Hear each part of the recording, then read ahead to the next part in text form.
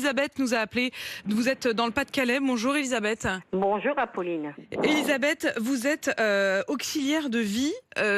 Est-ce que ce que dénonce cette enquête vous paraît crédible et vous surprend? Ah non, ça me surprend pas, c'est crédible, c'est sûr. Ça date pas d'aujourd'hui, ça date depuis pas mal d'années. Moi, j'ai fait beaucoup de remplacements en EHPAD et je voyais ça, oui, avec... Allô? Oui, je vous entends parfaitement. Oui, Allez-y, Elisabeth. on était restreint surtout sur les protections pour les personnes âgées, sur les repas.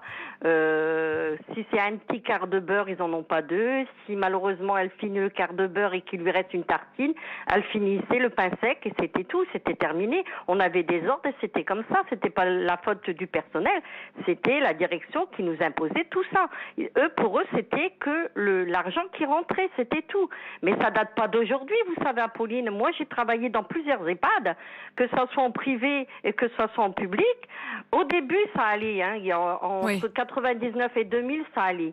C'était moins, mais plus que j'allais en année, pire que c'était.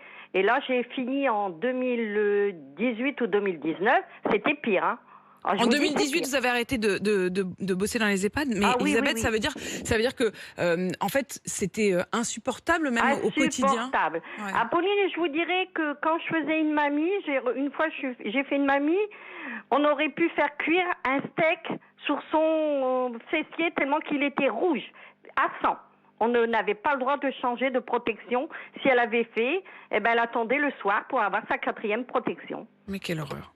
C'est l'horreur, oui, c'est l'horreur. Mais ça date pas d'aujourd'hui, hein. Mais c'est pas la faute du personnel, c'est la faute de la direction. La direction nous impose vraiment beaucoup de choses. Même pour nettoyer par terre, vous savez, Apollina, les femmes de ménage, elles avaient autant et s'ils en avaient plus, se débrouillaient.